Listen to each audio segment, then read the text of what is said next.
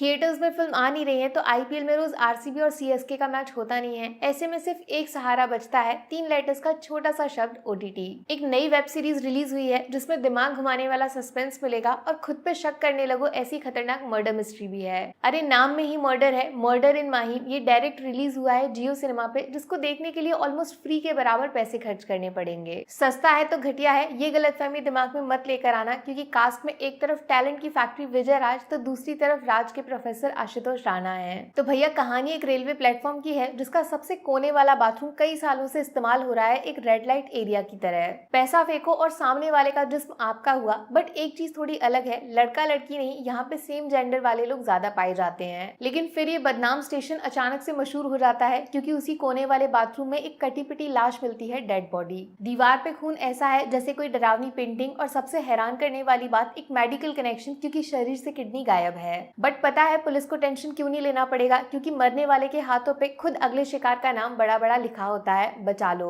मतलब समझे, खुल्लम खुल्ला चैलेंज, वो भी मुंबई पुलिस को मीडिया के कैमरा के सामने। यहाँ पे रेस 3 लोगों के बीच में, किलर, पुलिस और टाइम। एक के बाद दो, दो के बाद 3 की गिनती रुक नहीं रही है, लेकिन इस बार रोकना पड़ेगा क्योंकि मरने वाले के पास एक बड़े पुलिस ऑफिसर का नाम लिखा है। अब यहाँ पे कहानी में एक भूत की एंट्री होती है, एक अजीबोगरीब केस जिसमें लड़का बिल्डिंग के सबसे ऊपर वाले फ्लोर से नीचे कूद के खुद को मार लेता है। और कमाल की बात जानते हैं, जिस पुलिस की ड्यूटी है लोगों की जान बचाना, वो खुद इस बार कटघरे में है। अब शायद उसी लड़के की आत्मा वापस आ गई है बदला लेने। चोर पुलिस और साइको क्रिमिनल वाले शोज बहुत देखे होंगे आपने, लेकिन इस बार यमराज से मिलने का मौका मिलेगा जो मरने वाले को उसकी मौत लिख के बताता है। यहाँ पे एक वार्निंग जरूर दूंगी आपको, ये वेब सीरीज नशे की तरह है, एक एपिसोड देख लिया ना तो पूरे 8 एंड तक देखने पड़ेंगे, बीच में नहीं छोड़ पाओगे। उसका सबसे बड़ा रीजन जानते हो, शो के आखिरी 10 मिनट से पहले आपको 1% आइडिया नहीं लगेगा इस पूरे मर्डर वाले कांड का मास्टरमाइंड कौन हो सकता है। जबरदस्त सस्पेंस क्रिएट किया गया है जिसमें शक की सुई पुलिस और क्रिमिनल्स दोनों के बीच में इधर उधर घूमती रहती है। लेकिन जो असली क्लाइमैक्स है वो लिटरली किसी ने सपने में भी प्रिडिक्ट नहीं किया होगा। एकदम स्मार्ट शो है ये, जिसके अगले एपिसोड में क्या हो सकता है, नो आइडिया।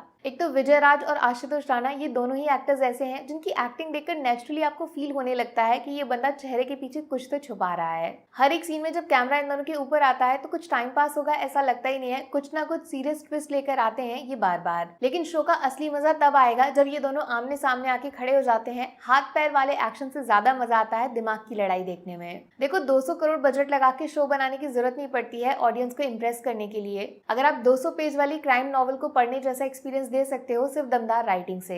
वैसे वो रेड लाइट एरिया वाला एंगल सुनकर ये मत सोचना कि शो वल्गर है या फिर फैमिली ऑडियंस के लिए नहीं है। अडल्ट जरूर है लेकिन डबल मीनिंग बिल्कुल नहीं। और हाँ, ये शो इसलिए भी खास है क्योंकि काफी लोग इसके कंटेंट से चिढ़ जाएंगे। मर्डर का लालच देकर आपको खुद शीशे के सामने ले जाकर खड़ा कर दिया जाता है। असुर तो याद ही होगा ना, असली शुभ कौन। ये मिस्ट्री बहुत लंबी और खतरनाक तरीके से सॉल्व हुई थी, फिर भी हीरो कौन विलन कौन शायद आज तक हम समझ नहीं पाए। उसकी टक्कर का सस्पेंस मिलेगा आपको इस शो के अंदर। धोखा खा जाओगे बहुत इजीली, असली मास्टरमाइंड बार बार आंखों के सामने होते हुए भी किसी को नहीं दिखेगा। हाँ, बस थोड़ा तसल्ली से देखना पड़ेगा। 8 एपिसोड्स एक साथ देखना इजी नहीं होगा, इसीलिए पेशेंस चाहिए रहेगा हर सवाल का जवाब ढूंढने में। लेकिन जो एंड तक रुक गया उसको बहुत बड़ा वाला सरप्राइज मिलेगा, क्योंकि यकीन करिए ऐसी एंडिंग होगी शायद किसी ने सोचा भी नहीं होगा। टोटली शॉक्ड हो जाओगे। तो यार मर्डर इन माहिम को मेरी तरफ से 5 में से 3 स्टार्स मिलेंगे। पहला खतरनाक क्लाइमैक्स एकदम अनएक्सपेक्टेड, दूसरा जबरदस्त एक्टिंग, सिर्फ लीड नहीं सपोर्टिंग वाले एक्टर्स भी सीरियस हैं, और तीसरा आर्टिकल 377 जैसी चीज को इतनी आसानी से प्रेजेंट करना कि लोग मजबूर हो जाएं, जैसा सोचते हैं वो ठीक है या फिर बदलना चाहिए। नेगेटिव्स में 2 शिकायत, 8 एपिसोड्स तक नहीं खींचना चाहिए था। कुछ फैमिली वाले एंगल्स जो डाले हैं वो किसी काम के नहीं है, टाइम वेस्ट। और दूसरा, शो की राइटिंग बढ़िया है लेकिन डायलॉग्स जो आपस में बोलते हैं वो असरदार नहीं है, जैसे जो काम असुर में किया गया वो यहाँ मिसिंग है।